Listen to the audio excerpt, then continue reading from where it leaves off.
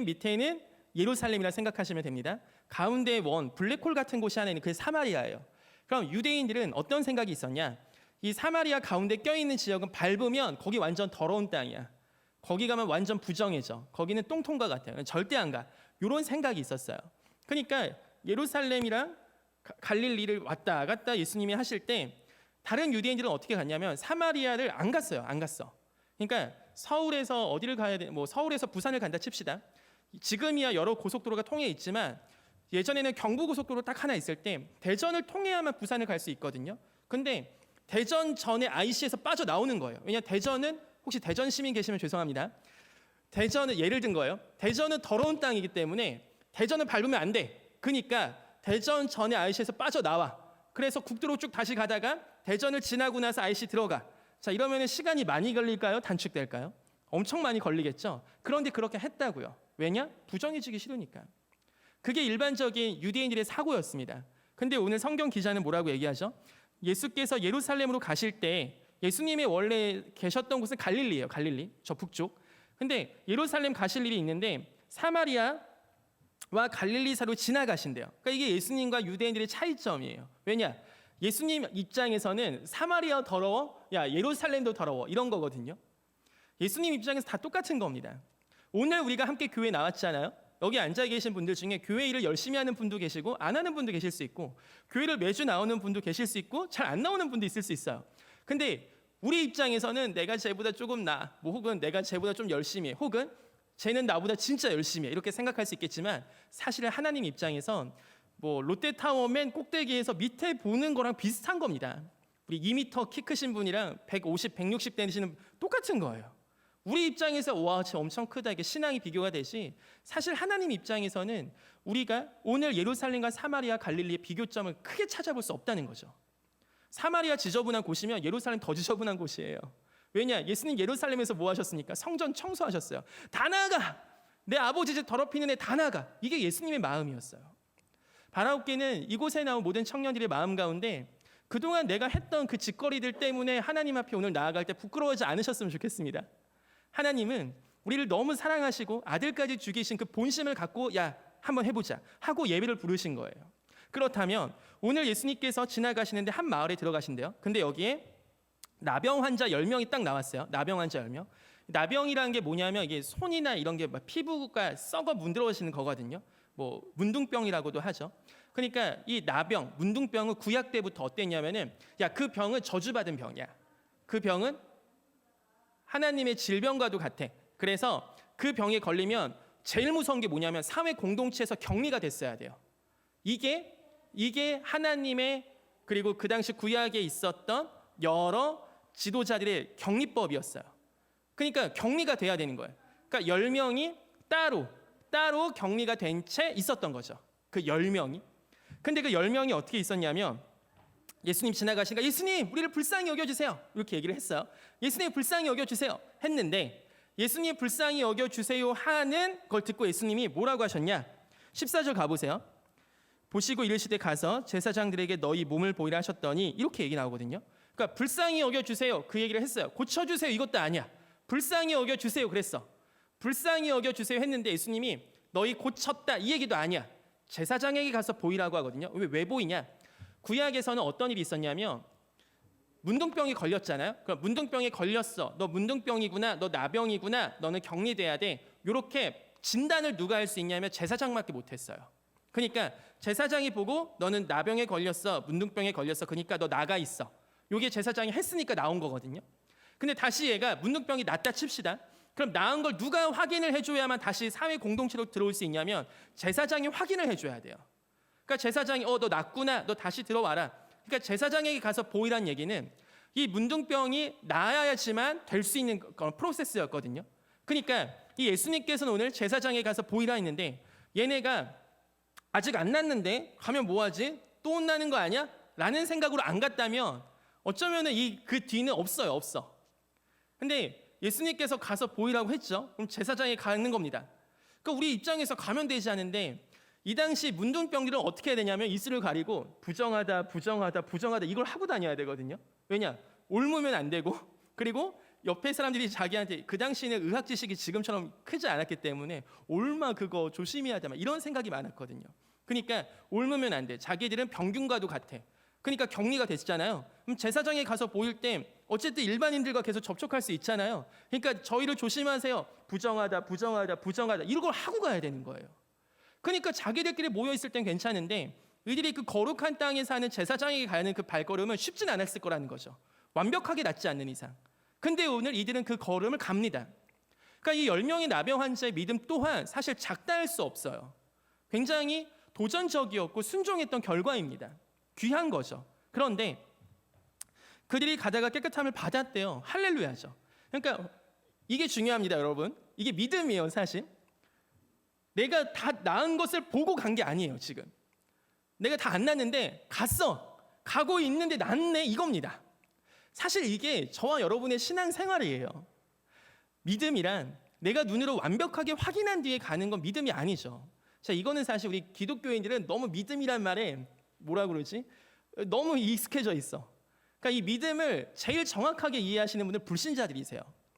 제가 그 논술 가르치는 애들한테 뭐 얘기하다가 뭐 가끔 얘기 나오잖아요. 뭐 교회 왜 가요? 뭐 그런 것부터 해서 주일날 딱 갔을 때 왜 양복을 입고 와요? 막 이렇게 주말에 물어보면 제가 그런 등등 얘기하다가 믿음이란 얘기가 나오죠. 그럼 제가 불신자 우리 청소년들한테 이렇게 설명하면 얘네가 알아들어요.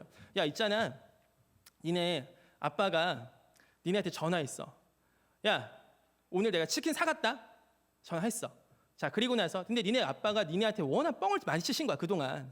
그러니까 이걸 니네가 어떻게 했냐면은 안 믿어. 계속 안 믿다가 집에 가서 치킨을 보고 확인하고 아빠한테 전화하는 거지. 아빠, 나 아빠가 치킨 사준 거 믿었어. 이렇게 얘기하는 거 맞니? 확인하고 나서 믿는 건 믿는 거야 아니야? 얘네 당연히 얘기하죠. 그럼 믿는 게 아니죠. 그러니까 얘네 정확하다니까. 확인하고 나서 하는 거 확인이에요, 진짜. 거기 치킨이 있더라. 확실하게 믿고 가는 게 믿음입니다. 여러분, 하나님과의 신앙생활은 믿음은 물론 우리가 구원받기 전에 믿음으로 말미암아 구원받지만 구원 이후에도 우리를 움직이시는 삶은 우리의 신앙에서 자라게 하는 삶은 그 믿음인 줄 믿습니다. 바라옵기는 적어도 우리 이곳에 있는 주의 청년들은 이 나병 환자 10명과 같이 모든 것을 다 확인한 다음에 하나님 말씀에 순종하는 게 아니라 아직 내 눈에는, 아직 내 마음에는, 아직 내 시야에는 무언가 확정이 되고 확인되지 않아도 그 하나님을 신뢰함으로 한 걸음 한 걸음 걸어가 보는 주님의 은혜가 있기를 축복합니다. 저는 이번 주 한 주 동안 믿음의 여정을 걸었습니다. 제가 이제 겨울에 설날 연휴를 이용해서 저기 키르기즈스탄이라는 곳에 단기 선교를 가려고 해요. 근데 이것을 가장 누구한테 허락을 받아야 제가 갈 수 있을까요? 다 여러분 아시는 그분이겠죠? 그분에게 허락을 받아야 됩니다. 그래서 기도를 하죠. 기도하는 가운데 제가 마음 가운데 이분이 허락해 주실 거 같나? 이분이 허락을 안 해주실까? 혹시 내가 또 맞는 거 아니야? 이런 생각이 오만 생각이 다 들어서 우리 아내한테 이런저런 할 때 마음 가운데 확신이 들더라고요. 하나님께서 만약에 우리 아내한테 얘기를 할 때 감동을 주실 수 있겠구나 하는 마음이 들었어요. 그래서 그 마음을 가지고 담대하게 얘기했습니다. 자, 설날 때 시댁 가지 말고 키르기즈스탄 가자. 해도 우리 아내가 너무나 기뻐하면서 아멘, 키르기즈스탄 가자 해서 저희가 이번에 가족여행으로 키르기즈스탄을 갑니다. 할렐루야. 여러분한테 감동이 안 되죠? 저는 그날 와 진짜 하나님 대박. 우와 하나님 대박. 우리 아내는 결단하신 게 있거든요. 절대 비행기는 신은호랑 같이 안 간다. 그 신은호랑은 돈만 받고 그 돈으로 자기가 친구들과 같이 가지 신은호 저거는 여행이라 뻥치고 가서 또 봉사활동할 거 뻔히 아니까 몇 번을 당했는지 몰라 자기가. 그래서 안 되겠다 싶어서 그게 저희 아내의 굳은 결심이었어요. 저는 그걸 아니까 고민이 됐던 거죠. 근데 감사하게도 저희 아내와 저희 아이와 함께 키르기즈스탄을 가게 됐고 그 가는 과정 속에 지금 제가 준비하고 있는 것들 하나님께 하나씩 올려드릴 때 제가 소망하는 건 뭐냐면 키르기즈스탄에 가서 제가 무언가 할 수 있다 몰라요. 잘 제가 앞으로 걸어갈 길 어떻게 된다 몰라요. 이게 제가 다 100% 보장받고 확정받는 게 아닙니다. 그런데 단 한 가지는 알아요. 그게 뭐냐면 그 길을 함께 걸어가실 분이 하나님이라는 겁니다. 저는 정말 이 썩어버리지 않은 동아줄을 잘 탄 거죠. 아멘. 저는 정말 라인을 잘 탄 겁니다. 하나님이라는 라인, 예수님이라는 라인, 성령님이라는 라인을 정말 저는 잘 탔어요. 그러니까 저는 뭐 든든한 목사님을 잘 아는 것도 아니고 큰 교회 출신도 아니고 백에 있는 것도 아니에요. 거기다가 총신대 학교를 나오지도 않았어요. 저는 몰라요 잘. 그러니까 늘 하는 것마다 어리숙하고 이런 문화를 잘 몰라요. 그런데 저는 딱 한 가지는 믿어요. 그게 뭐냐면 하나님이 저를 사랑하신다는 거예요. 제가 제일 듣기 싫은 말이 뭐냐면 목사님은 목사님이니까요. 전도사님은 전도사님. 그게 제가 태어나면서 목사님이었습니까? 제가 태어나면서 난 목사가 될 거야 하면 성경책 딱 들고 태어났어요. 아니라니까요. 저는 바라옵기는 여러분 가운데 신은호가 기억된다면 목사님이 아니라 크리스찬으로 기억되길 소망해요. 저는 크리스찬이에요. 가장 큰 정체성은. 저는 목사라 사는 게 아니고 물론 역할적인 건 있겠죠. 지금 제가 설교를 한다거나 누구를 신방한다거나 그냥 그런 건 제 역할적인 직업적인 부분이죠. 하지만 하나님을 사랑하는 마음으로 무언가 하는 모든 거는 저는 목사이기 전에 크리스찬이기 때문에 하는 겁니다. 그렇다면 여러분도 여러분의 삶에서 크리스찬이기 때문에 하는 여러분의 예배와 감사와 찬양이 있기를 진심으로 소망합니다. 그게 믿음이에요. 여러분이 무언가 하려고 할 때 하나님께서 주신 마음 뭔가 하려고 할 때 100% 확정되지 않습니다. 우리가 지난번에 총회를 통해서 우리 회장님 그리고 부회장님, 총무님, 회계님, 서기님 이들이 잘할까요? 못할까요? 100% 확정하실 수 있는 분 계십니까? 보장할 수 있는 분 계세요? 없다니까요. 우리가 이들을 왜 세우고 기쁨으로 선포합니까? 이들이 잘할지 못할지도 모르면서 왜 우린 기뻐합니까? 내가 안 뽑혀서 기뻐하는 겁니까? 내가 안 뽑히니까? 아니잖아요. 왜요? 하나님이 하실 거 기대하니까. 하나님의 일이니까. 우리의 믿음의 대상은 어떠한 일이 아니에요. 하나님이십니다. 아멘. 여러분 평생 이 하나님 라인을 잘 타시기를 진심으로 소망합니다. 근데 어쨌든 그 10명이 가다가 깨끗해졌어. 완전 할렐루야죠. 그리고 예수님이요. 야 니네 가다가 깨끗해지면 나한테 돌아와. 이렇게 하신 것도 아니거든요. 그냥 제사장이 가서 보여. 가다가 깨끗해졌네. 우와 엄청 좋다. 하고서 그냥 가면 돼요. 그냥 가면 돼. 근데 오늘 이상한 일이 벌어집니다. 오늘 사실 이 본문은 여러분 성경책 중에 공관복음이라고 하는 마태, 마가, 누가복음 그리고 요한복음 이 사복음서 안에는 각 본문마다 위에 칼라 성경이면 파란색 글씨로 이 본문은 마태복음에는 어디에 있다, 누가복음은 어디에 있다 이렇게 나오거든요. 근데 이 본문은 보세요. 지금 그 글씨가 있나 없나? 없죠. 이 본문은 누가복음밖에 없습니다. 그러니까 누가복음은 누가는 우리가 성경 기자들 중에서도 가장 역사적인 관점에서 썼다 이렇게 보거든요. 이 누가복음에서 이 누가가 이 본문을 꼭 기록했던 이유 중에 하나가 바로 그 뒷이야기예요. 그게 뭐냐? 그냥 가면 되거든. 근데 15절 그 중에 한 사람이 자기가 낳은 것을 보고 큰 소리로 하나님께 영광을 돌리며 돌아와 예수의 발날에 엎드려 감사하니 그는 사마리아 사람이라. 아까 얘기했던 그 블랙홀에 사시는 분이세요. 이분은. 그러니까 이방인이라고 무시당하고 너네는 하나님의 백성이 아니라고 무시당하는, 그래서 율법도 잘 몰라요 정확히. 근데 이분은 잘 알아서 율법이 있어서 기계적으로 이거는 고마워해야지, 내가 가서 고마워해야겠다 이게 아니에요. 지금 가다가 났어? 뭐야 하나님 대박, 저분 뭐지? 하나님 아니야? 하면서 가서 감사하며 영광 돌리며 돌아오는 장면이 오늘 후반부에 나오거든요. 그러니까 이게 저는 또 다른 신앙생활의 이 믿음의 다른 말은 사실 저는 의리라고도 굉장히 많이 표현될 수 있다 생각합니다. 여러분 좌우에 계신 청년들 한번 보세요. 얼굴에 의리가 좀 묻어 있습니까? 제가 이렇게 딱 보다 보면 청년들 중에 좀 의리 있는 청년들이 좀 있어. 그러니까 교회 일을 열심히 하다 안 해 그걸 떠나서 이 의리가 있는 청년들이 너무 예뻐. 그런 청년들 이렇게 보고 있으면. 제가 한 청년은 우리 교회 청년은 아니었지만 하도 이렇게 술을 퍼마시면서 이제 밤에 이제 전화해서 좀 태워주세요 해갖고 이제 태우러 갔죠. 태워줬어. 태워주고 걔가 자기 할 얘기가 있대. 그래서 뭐 할 얘기 있냐. 술 마시면 좀 성령에 취한 것처럼 얘기를 잘 하잖아요. 그러니까 걔는 술에 취하고 저는 성령에 취해서 얘기가 잘 통했어요. 그러니까 걔가 좀 어디 가서 얘기를 하고 싶대. 시원한 데서. 어디 가서 얘기하고 싶냐 하니까 그 강변에 편의점이 있는데 그 편의점 앞에서 얘기를 좀 하고 싶대. 가서 얘기를 했죠. 그래서 그 친구는 얘기를 하려면 담배를 피워야 되는데 담배를 피라고 했죠. 사실 저는 간접 흡연을 하고 그분은 직접 흡연을 하면서 이제 오늘 마음 가운데 이제 속 얘기를 했어요. 왜냐면 그 친구가 담배를 피워 속 얘기를 한다 하더라고. 그래서 알겠다, 넌 직접 흡연해라, 난 간접 흡연하겠다. 자, 내가 담배는 못 피지만 얘기해보자. 얘기를 했지. 그러면서 걔가 막 그동안 있었던 얘기들 하고 엄마가 왜 그러고 아빠가 왜 그러고 막 새벽 2-3시인가 얘기를 했어. 걔는 이제 그 다음 날 아무튼 태워다 주고 그 친구가 이제 기억 못 하더라고요 잘. 근데 얘가 뭐는 하냐면 뭘 했냐면 얘가 나한테 어제 저한테 그 시간을 또 쓰고 해주셨으니까 제가 술은 안 드시니까 콜라는 한 잔 사드리겠습니다. 그래서 걔가 저를 데리고 가서 또 편의점 데리고 가서 콜라 한 잔 사주고 또 저는 간접 흡연하고 걔는 직접 흡연하고 얼마나 의리가 있습니까? 할렐루야. 이 친구는 이 10명의 나병 환자 중 이 친구는 예수님이 다 오라는 명령 때문에 간 게 아니에요. 예수님 오라고도 안 하셨어요. 그런데 이 내가 고침받은 게 너무 감사한 거예요, 지금. 너무 감사한 거야. 여러분, 복음이 기독교, 예수님 믿는 게 전 별로 고맙지 않아요. 어려서부터 다녔거든요. 등등의 이야기들 많잖아요. 그 친구들한테 제가 꼭 해주는 얘기가 있습니다. 그거는 복음은 누구한테 필요하냐면 죄인한테 필요하거든.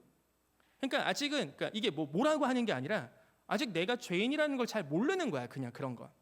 그러니까 교회를 열심히 안 해서 네가 구원을 못 받고 이런 건 나중 이야기고 뭐 그건 신경 쓰지 마. 일단 교회 일 뭐 하고 하나 일단 신경 쓰지 마. 내가 복음을 알긴 아는데 감사함이 없고 잘 모르겠다. 그러면 이렇게 기도하거나 이렇게 알면 좋아. 뭐냐면 주제 파악을 좀 해야 돼.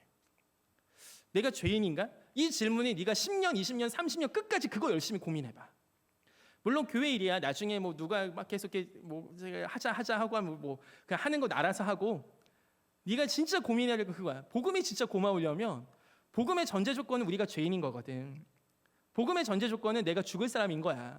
그게 나는 믿음의 눈으로 보인 거고, 그냥 그 인정한 거고. 근데 그냥 세상 사람이 볼 때 미친놈이지 그냥. 뭐 내 새는 어디 있으면 가보지도 않았잖아, 천국 지옥. 근데 있다고 미친놈이지 그냥. 그러니까 그냥 그걸 안고 사는 겁니다. 아, 나 미친놈이구나 생각하면 사는 거야. 그런데 진짜 내가 믿는다? 그렇게 되면 그거 감당할 수 없는 거야. 그러니까 복음이 감사한 거죠. 내가 만약 진짜 죄인이라 생각하면. 그러니까 이거는 시작점이 달라요. 시작점이. 그러니까 제가 우리 청년들한테 너 이렇게 교회 일 열심히 안 해 그럼 구원 못 받아 이런 얘기를 절대 안 하는 건 그건 정말 이단이 하는 얘기예요. 그 절대 하면 안 되는 얘기입니다. 구원은 나의 어떠한 건 상관이 없어요. 여러분이 오늘 처음 교회 나와도 아무 상관 없습니다. 구원의 문제는 나의 정체성의 문제예요. 내가 죄인인가? 여러분 그 문제가 여러분의 청년 때 평생에 괴롭힘 받기를 소망해요. 그건 진짜 고민하셔야 돼요. 여러분 정말 죄인이라 생각하십니까? 그 다음부터가 뭔가 풀려져. 그게 아니면 안 풀려요. 이 키는 절대 안 풀려요. 내 안에 죄인의 정체성이 없는데 복음이 왜 고맙습니까? 예수님 왜 고마워요? 죽으면 죽은 것이 그게 나한테 왜 고마운데? 여러분이 그 안에서 정리가 돼야 돼요. 어쨌든 이 10명의 나병 환자 중에 그 한 명은 똑같이 불쌍히 여기소서라는 얘기를 했고 예수님의 말씀에 잘 순종하면서 갔습니다. 그리고 가도 돼요. 여러분 오늘 만약에 극단적인 얘기지만 오늘 예배를 드리지 않고 놀러 갔어도 여러분의 구원과 크게 상관없을 수 있습니다. 그 행위 자체만 놓고 보면. 물론 나 진짜 구원받으면 그렇게 행동하기 이건 나중에 얘기지만 어쨌든 오늘 이 10명의 나병 환자 중에 돌아온 사마리아 나병 환자도 그냥 예수님께 감사하지 않았어도 그냥 그렇게 갔습니다. 그런데 예수님이요. 이 10명의 나병 환자 중에 한 명한테 특별한 얘기를 하세요. 그게 뭐냐? 18절 가보세요. 이 이방인 외에는 하나님께 영광을 돌리러 온 자가 없느냐 하시고 그에게 이르시되 일어나 가라 네 믿음이 너를 구원하였느니라 하시더라. 이 말씀을 딱 해주십니다. 나머지 9명은 그냥 기적만 경험하고 간 거예요. 은혜만 받고 간 거예요. 그런데 한 명이 그 은혜에 감사해서 의리를 지키고 하나님 너무 감사해요. 주님 대박이에요. 막 이렇게 나오면 예배하며 감사하며 나오는 친구한테는 예수님께서 뭐라고 하시냐면 믿음을 얘기하십니다. 그리고 그 믿음을 그 친구가 정말 너 믿음 대박이야. 여러분 이 친구 자신이 들었던 그 예수 그리스도 평생 이 말 잊었겠습니까? 네 믿음이 너를 구원하였구나. 잊었겠어요? 저는 우리 사랑하는 우리 한가람 청년들이 평생에 이러한 예수님의 칭찬, 하나님의 칭찬이 여러분에게 있기를 소망합니다. 그리고 하나님께 이러한 의리를 지키고 감사함을 아는 주의 청년들이 되기를 소망해요.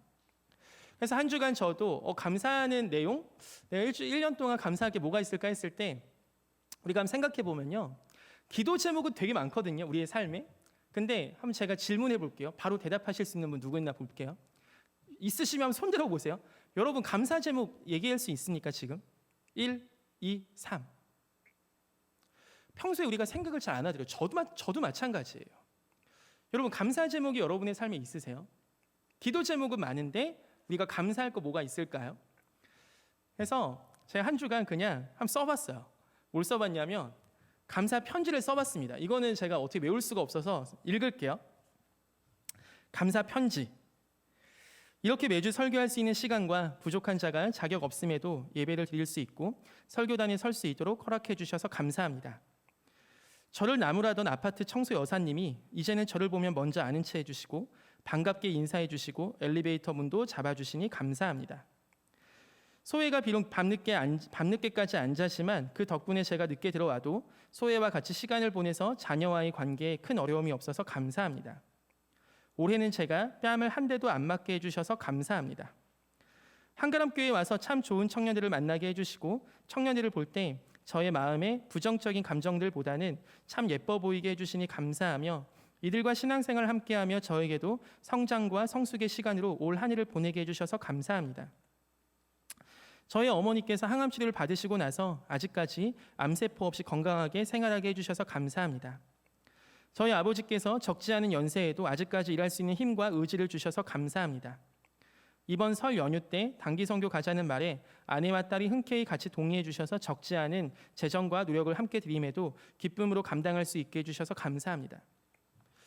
이 감사 편지를 쓸 때 처음에 쓰려니까 안 써지더라고요. 생각이 안 나. 뭘 감사하지? 그러니까 우리는 감사의 세포가 되게 메마른 거예요. 저부터가. 이게 우리 삶에 사실 루틴이 안 돼 있으니까. 그냥 하나님께서 주시는 거 당연한 거 아니야? 왜냐 아빠가 아들한테 용돈 주니까 당연한 거죠. 근데 감사하지 않아. 무언가 우리가 하나님께 그런 우리를 지키지 않아. 여러분 친구들, 교회 청년들끼리 한번 생각해 보세요. 내가 얘한테 해준 게 있는데 얘가 나한테 고맙다고 안 한 적이 있는가? 근데 내가 생색내기는 좀 그래서 그런 말 못한 적은 있지 않은가? 그게 쌓이고 쌓이다 보면 나중에 피해의식이라는 게 생기거든요. 나 이만큼 했는데! 막 이런 게 생기거든요. 우리가 그것 때문에 관계 힘들고 막 하잖아요. 물론 하나님께서 그것 때문에 삐지지 않으시겠죠. 사랑이 많으시니까. 그런데 하나님께서 우리 가운데 매일매일 주시고 매일매일 우리 가운데 주시는 그러한 생명과 감사함과 호흡과 이 모든 것에 우리는 지금 과연 얼마만큼 감사하고 계십니까? 감사가 지금 없다면 어쩌면 우리의 신앙생활에 지금 조금의 빨간불이 들어와 있을 수 있습니다. 감사가 없다면 나와 하나님과의 관계 가운데 무언가 소통되지 않는 게 막혀 있을 수 있습니다. 이 이야기가 감사를 율법적으로 해야 되는구나, 당연히 해야 되는구나 이렇게 들리지 않았으면 좋겠습니다. 우리가 잠잠히 묵상하고 제가 이걸 쓸 때도 첫 문장을 쓸 때 한 5분인가 6분 걸렸어요. 왜냐하면 그러면서 저도 많이 반성하고 회개했죠. 하나님, 저 진짜 감사 안 하네요. 추수감사 주일이고 감사에 대한 설교 준비한다고 어거지로 앉아서 지금 하고 있지. 와, 하나님 저 왜 지금까지 살려주셨어요? 어떻게 지금까지 제 호흡, 제 심장 이거 제 폐를 안 멈추시고 끝까지 이렇게 버텨주실 수 있으세요? 어떻게 저를 이렇게 참아주실 수 있죠, 하나님은? 여러분 창조주 하나님을 믿으십니까? 여러분을 하나님께서 창조하신 걸 믿으십니까? 하나님의 섭리도 믿는다면 하나님이 지금 이 시간 우리의 생명도 가져가실 수 있는 거 믿으십니까? 저는 믿습니다. 하나님이 만약 허락하지 않으신다면 저의 생명 지금 여기서 얘기하다가 끊어질 수도 있다고 저는 믿습니다. 그냥 그분이 저의 하나님이시고 창조주시거든요. 근데 지금도 제가 설교하는 거 주께서 막지 않으시고 하나님께서요 한 번은 성경 인물 중에는 아예 실어증을 주시기도 해요. 말하지 말라고.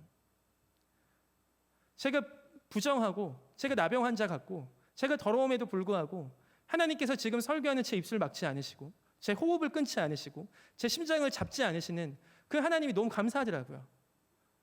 나 이렇게도 의리 지키지 않는데, 나 이렇게도 감사하지 않는데, 하나님 그동안 해주신 거 생각해 보니까 엄청 많은데 와, 난 그거 감사 지금까지 하나도 안 하고 있었네? 이런 생각이 많이 들었습니다. 우리 사랑하는 청년들도 우리가 추수감사절을 보냅니다. 보시면 얼마나 아름답습니까? 이거 준비하실 우리 교역자분들, 우리 집사님들 얼마나 수고 많이 하셨겠어요. 오늘 오후 예배 찬양 축제를 합니다. 이 모든 게 우리가 사실 행사 한번 잘 치렀다 해서 끝나지 않고 이것을 기점으로 내가 진짜 하나님께 놓치었던 감사했던 건 없나? 하나님께 당연히 감사드렸어야 되는데 하나님은 나한테 실컷 주셨는데 나는 그동안 그냥 내가 이거 수고하고 있다고, 내가 이 고생하고 있다고, 내가 이 공부하고 있다고 하는 이유만으로 하나님께는 입싹 닫고 주님이 그동안 나에게 주셨던 것들 그냥 모른 척하고 약간 그냥 그렇게 살고 있지 않았나? 라는 생각이 여러분에게 조금이라도 든다면 이번 한 주간 감사 편지 한번 써보시는 시간 갖기를 소망해요. 뭐 또 이벤트적으로 그런 거 한 번 하면 뭐 합니까? 그렇죠. 근데 1년 내내 한 번도 안 하는 것보다 한 번 하는 거는 100배 낫습니다. 여러분의 삶에 그러한 감사하는 시간이 정말 회복되었으면 좋겠습니다. 그래서 이 감사함은 두 가지의 패턴으로 결과가 나타나요. 적용점에서는 뭐냐? 첫 번째는 아까 얘기했던 하나님께 예배함. 여러분은 오늘 하나님께 예배하시는 게 감사하는 행위 중에 하나세요. 그러니까 하나님께 오셔서 하나님 너무 감사합니다. 이게 예배예요. 지금 하나님 나에게 크신 일을 행하셨습니다. 이렇게 찬양하고. 그러니까 구원받은 자들만이 할 수 있는 겁니다.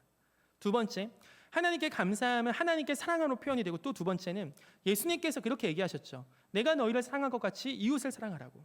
지극히 작은 자 하나도. 그러니까 우리가 감사한다는 건 어떻게 표현되는 거냐면, 하나님께 사랑하는 마음 예배하고 여러분이 하나님과의 수직적인 관계가 되면서 동시에 여러분의 주변의 사람들을 사랑하게 되는 게 또 하나의 감사의 표현이에요. 그래서 이 추수감사절은 미국에서 처음 시작이 됐는데, 이 미국에서 추수감사절은 자기들만 지키지 않았어요. 추수감사절을 지킬 때 자기 가족의 이웃들을 초청하고 친구들 초청해서 함께 누리고 나눴습니다. 왜냐? 이게 너무 중요했으니까. 하나님께서 내게 주신 거 나에게만 주신 게 아니라 우리 주변을 더 밝히라고 주신 거구나 해서 흘려보냈어요. 제가 우리 청년들 중에 되게 감동받은 게 하나 있어요. 뭐 우리 교회 청년인지 아닌지 기억은 안 나는데, 어떤 자매가 머리를 엉덩이까지 길렀거든요. 근데 엉덩이까지 길렀는데 어느 날 걔가 갑자기 한 몇 년 만에 완전 짧게 자르고 온 거예요. 너 뭐 심경의 변화 있냐? 너 뭐 여자친구 남자친구하고 너 뭐 했어? 이렇게 물어보니까 그 친구가 아니 그게 아니라, 제가 처음 알았어요 그걸. 소아암 걸린 아이들은 머리카락이 없으니까 아이들이 너무나, 특히 자매 여자 아이들 너무나 마음 가운데 그 사춘기나 이제 초등학생들 힘드니까 그 아이들 가발을 할 때 이것을 기부하면 그것이 좀 저렴하게 아이들한테 돌아갈 수 있다고 그걸 기부하더라고요. 그래서 제가 그걸 보고 와, 얘 진짜 대박이구나. 어떻게 이런 생각을 하지? 또 우리 교회 청년 중에도 이번 겨울방학 때 어떤 봉사활동을 하는데, 그 뭐냐면 베이비박스라고 해서 그 옛날로 치면 업동이 있죠. 업동이라는 단어를 모르겠구나. 그 자기가 죄송해요. 옛날말 써서. 우리 장모님들은 아시겠지만 우리 청년들은 그 미혼모나 못 키우겠다 싶을 때 그냥 막 부잣집에다 애기 두고서 막 가고 그랬거든요, 옛날에. 근데 지금은 뭐 어떤 센터나 지역사회 복지관 앞에 그렇게 하니까 그런 베이비박스라고 해서 거기에 이제 부모가 못 키우게 있어서 막 이렇게 놓고 간 아이들을 케어하고 돌보는 사역에 봉사활동 한다 하더라고요. 그러니까 제가 그런 거 들으면 나보다도 낫네 이런 생각 많이 들어요. 여러분, 우리 청년들은 하나님께서 여러분을 일거수일투족 다 보고 계세요. 지난주에도 얘기했지만 교회 안에 하나님은 갇혀 계시지 않습니다. 여러분이 사랑하고 섬기는 모든 교회 봉사와 또 활동과 또 함께 여러분이 6일 동안 5일 동안 살아가는 여러분의 삶의 현장 속에서, 그리고 여러분이 봉사할 수 있는 그 현장 속에 여러분이 그리스도께 받은 감사함이 조금이라도 있다면 그거를 흘려보내는 연습과 이 훈련과 삶의 루틴이 꼭 청년의 때에 완성이 되기를 소망합니다. 청년의 때 이 루틴이 생기지 않잖아요. 감사 흘려받은 그 물이 흐르지 않잖아요. 청년의 때 내가 받은 거 흘려보내는 게 안 되면 더 안 돼요. 뒤에 계신 집사님, 뭐 부장님, 부관님 여쭤보세요. 가셔서. 어른 돼서 해야지. 말도 안 되는 겁니다. 청년 때 완전 열어두고 어른 때 조금씩 닫아가는 거예요. 왜냐? 어른이 되면 점점 내가 책임져야 될 가족과 등등등이 많아지거든요. 근데 청년의 때 다 가둬두고 일단 난 준비할 거야. 일단 난 스펙이 중요해요. 스펙만 하지 말라고요. 근데 스펙이 중요해. 등등등 날 위해서 살 거야. 막 하면요. 어른 되면 그냥 그걸로 평생 사는 겁니다. 그러면 여러분, 제가 장담하건대 여러분 나중에 나이 드셔서 외롭습니다. 자기만을 위해 산 사람들은 나중에 나이 들어서 외로워져요. 여러분의 삶에, 여러분의 인생에, 여러분의 삶의 현장 속에 청년의 때 하나님께 감사함 받으신 거 흘려보내는 주님의 은혜가 간절히 있기를 소망합니다.